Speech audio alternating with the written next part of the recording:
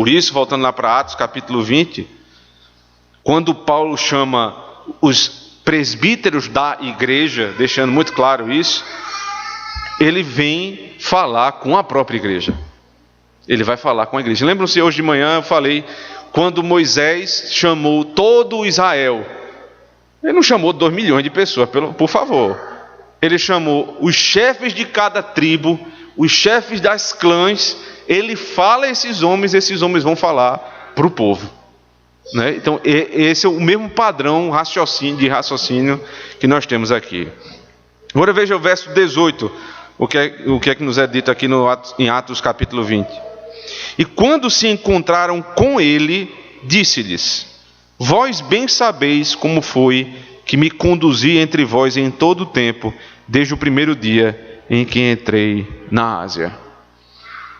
O apóstolo Paulo fez todo esse caminho, passando a pé por muitas localidades até chegar em Mileto. De lá, ele se encontra com Lucas e com a comitiva e manda chamar os presbíteros da igreja. Quando os presbíteros de Éfeso chegam, ele passa a dar um testemunho a esses presbíteros. E aí você fica se perguntando, para que ele está dando esse testemunho? Veja como eu me portei. É porque Paulo era apóstolo, mas ele também conhecia um princípio que se chama prestação de contas. Os apóstolos de hoje em dia, os falsos apóstolos de hoje em dia, eles foram tomando esse tipo de título, né? Eles usurparam o apostolado para os nossos dias, porque foi uma gradação de autoridade. Porque antes você era chamado de pastor. Aí fica uma coisa comum, para eles isso é comum. Todo mundo é pastor, então aí vamos para bispo. Aí daqui a pouco tem muito bispo. Então vamos passar para cima. Aí tem uns que se chamam de arcanjos. E agora chegou o suprassumo da autoridade. Ele é apóstolo. Não demora muito tempo, alguém vai ser chamado de Messias. É só o que falta, o próprio Deus. Porque tudo que esses homens não querem é prestar relatório, é prestar contas a ninguém. E isso é um modo de vida muito, muito arriscado. Veja como é o sistema de governo papal. Você tem um pároco que se reporta ao bispo, que se reporta, né, aos arcebispos, que se reporta ao bispo de Roma. E o bispo de Roma se reporta a quem? Ele presta contas a quem? Não tem coisa pior nessa vida do que você viver sem precisar prestar contas a ninguém. Deus sabe tanto disso, que em toda a área da sua vida, Deus colocou alguém para você prestar contas. Mesmo quando você é líder. Porque o marido é o cabeça da casa, mas ele presta conta à esposa. É tanto que quando a gente, né, tem um sujeito que é meio inconveniente, fica perguntando as coisas a gente, vai para onde? Vem de onde? Você é minha mulher para saber para onde eu vou? Porque eu devo prestar contas a ela, não a você. Esse tipo de brincadeira que a gente faz, né? Quando você é patrão, às vezes você tem um sócio, você tem que prestar contas ao sócio. Você tem que prestar relatório à Receita Federal, ao governo. Sempre você está debaixo de autoridade. Porque é da própria natureza do homem estar debaixo de lei. E é da própria natureza de Deus fazer a lei. Quando eu não quero prestar contas a ninguém, veja quantas igrejas se dividiram.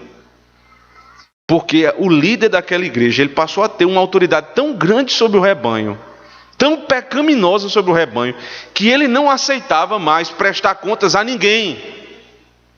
E ele acha que a maneira correta de viver na igreja é não prestando contas.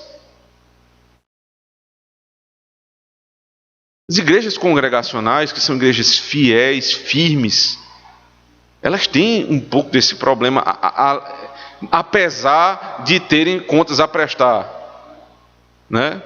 As igrejas independentes. Por quê? Elas prestam contas pelo menos à congregação, então isso já é muito bom. Mas eles não têm ligação com nenhuma outra igreja.